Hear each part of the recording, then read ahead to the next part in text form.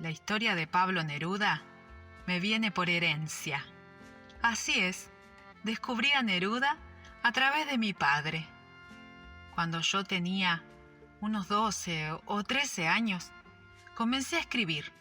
Recuerdo que usaba un cuaderno con espirales de tapa color violeta, hojas cuadriculadas, papel blando. La tinta traspasaba hacia el otro lado de la hoja. Escribía en secreto. Al cuaderno lo dejaba dentro de mi cama, para que mis hermanos no lo vieran. Es que en casa no había muchos lugares para preservar la intimidad, ni mucho menos la propiedad privada. La mayor cantidad de cosas se compartían entre hermanos.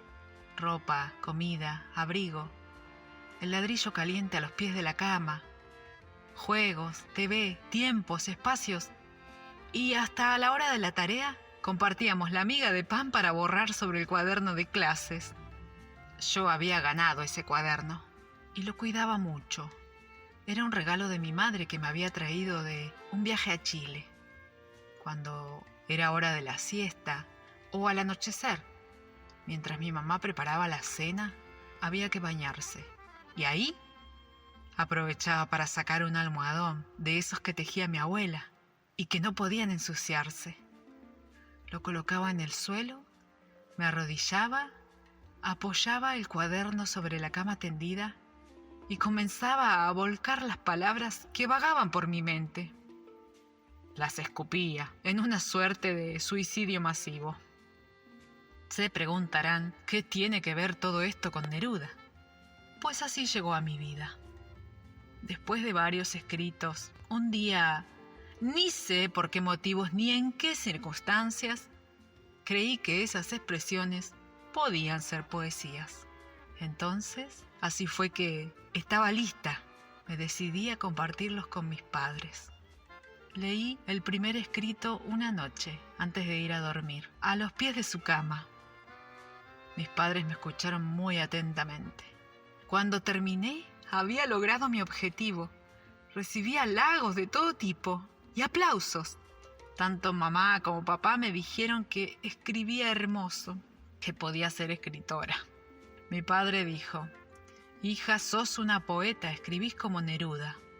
Yo no sabía bien si eso era un halago o qué. Ni siquiera sabía quién era Neruda.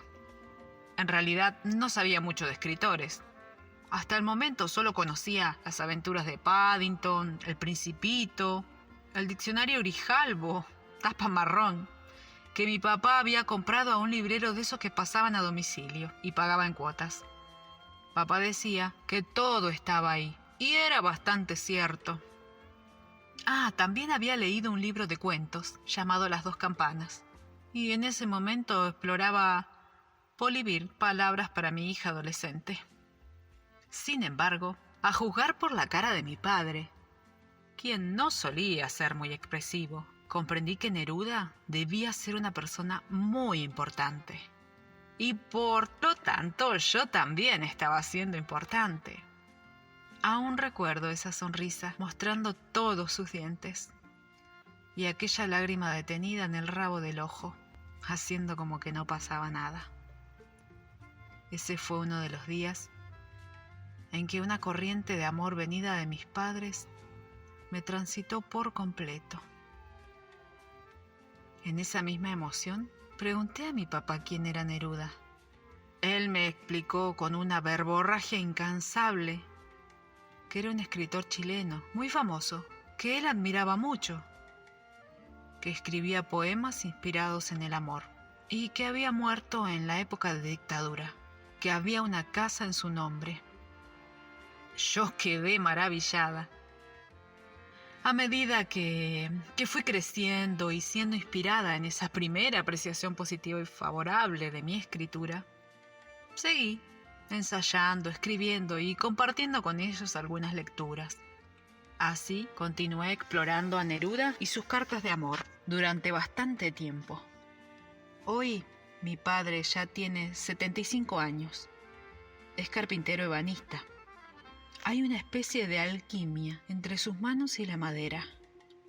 Un día leí Carta de madera olorosa de Pablo Neruda a Matilde Urrutia y supe que esa era la carta de amor que marcaba la esencia del vínculo entre Neruda, mi padre y yo, aunque Neruda jamás lo supiera.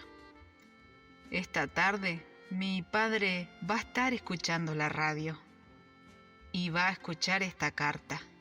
Sé que la espera, aunque sea una sorpresa.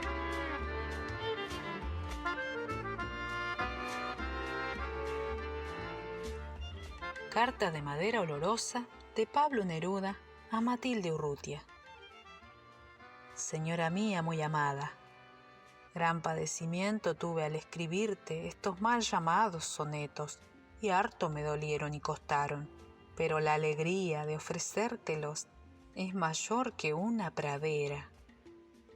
Al proponérmelo, bien sabía que al costado de cada uno, por afición electiva y elegancia, los poetas de todo tiempo dispusieron rimas que sonaron como platería, cristal o cañonazo. Yo, con mucha humildad, hice estos sonetos de madera.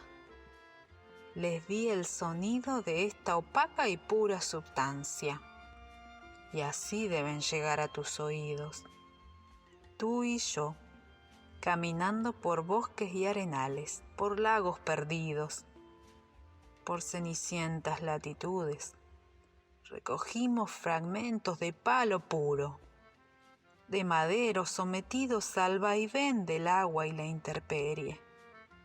De tales suavizadísimos vestigios construí, con hacha, cuchillo y cortaplumas, estas madererías de amor, y edifiqué pequeñas casas de 14 tablas, para que en ellas vivan tus ojos, que adoro y canto. Así establecidas mis razones de amor, te entrego esta centuria. Sonetos de madera que solo se levantaron porque tú les diste vida.